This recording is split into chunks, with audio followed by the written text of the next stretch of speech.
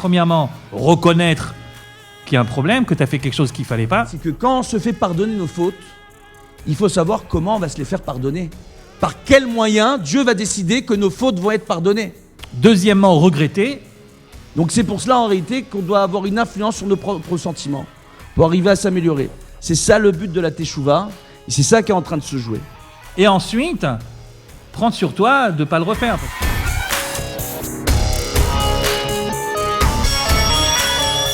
Masechet Shabbat nous dit Noach la briot, Noach la makom. Quelqu'un qui est agréable avec les créatures de Dieu, avec les autres hommes, il est agréable aux yeux de Dieu. Il y a dans Kippour 2 masloulim. Il y a 2 voies. Il y a la voie de la tchouva collective et il y a la voie de la tchouva individuelle. Celle qui a le plus de chances de réussir, c'est la tchouva collective. Et les Juifs l'ont bien compris instinctivement puisqu'ils viennent tous au Beth Knesset à Kippour. Si tu restes tout seul à la maison, tu risques de te faire remarquer. Et c'est peut-être pas le mieux à faire. Si tu viens avec tout le monde, tu es fondu dans la masse et c'est en tant que peuple que tu demandes la kapara. Ce qu'il faut savoir, c'est que quand on vous dit Ben Adam le Chavero, la priorité, c'est dans les familles. D'abord avec ses parents. D'abord avec ses enfants. De ne pas chercher l'erreur chez l'autre, comme l'a dit le Rav Atal au début. De chercher ce qui ne va pas chez nous.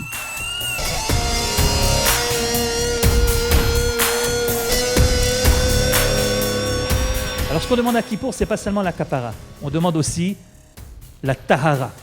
On demande de se sentir autre, lavé, différent, mieux que ce qu'on était avant de commencer Kippour.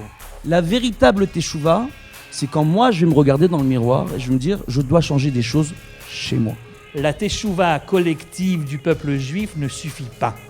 Il faut une Teshuvah individuelle. Plus dure, pas évident, mais la seule qui peut amener à la tahara. La seule qui peut amener à la tahara. Mais la Teshuvah, elle est possible toute l'année. Toute l'année. Et chaque veille de Rosh Chodesh, on peut tout changer. À travers une petite action de rien du tout, à travers une tzedaka, à travers le fait de prendre sur soi, de dire les Tehillim, d'arrêter de dire du Lashon Hara.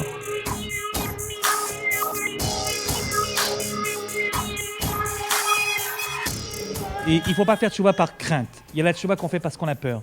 On a peur de la punition, on a peur de ce que vont dire les autres. La tahara, la purification, c'est la tchouva, mais ahava. Seulement quand on fait une tchouva par amour.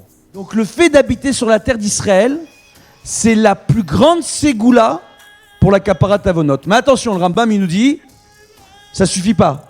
Arba Hamot, tout le monde, quand il marche Arba Hamot, tout le monde fait une mitzvah. Mais si lui qui prend sur lui de faire Torah au mitzvot, quand il est en train de marcher sur la terre d'Israël, celui-là, on lui pardonne ses fautes. Mais à un moment ou à un autre, on se regarde dans la glace, on se dit « Qu'est-ce que je suis loin ! Qu'est-ce que je suis loin ! Ça me manque !»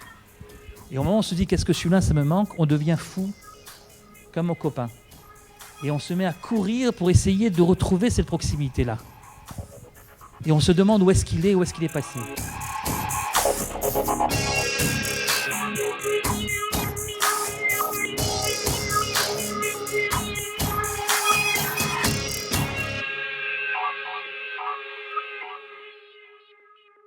Vous pouvez savoir, c'est à la fin de Kippour, quand le shofar y retentit, chacun de nous peut savoir si on est arrivé à la tahara ou pas.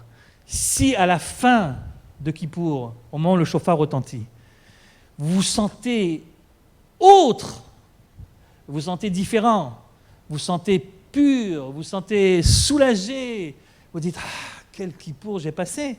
Alors là, vous savez, vous avez atteint la tahara.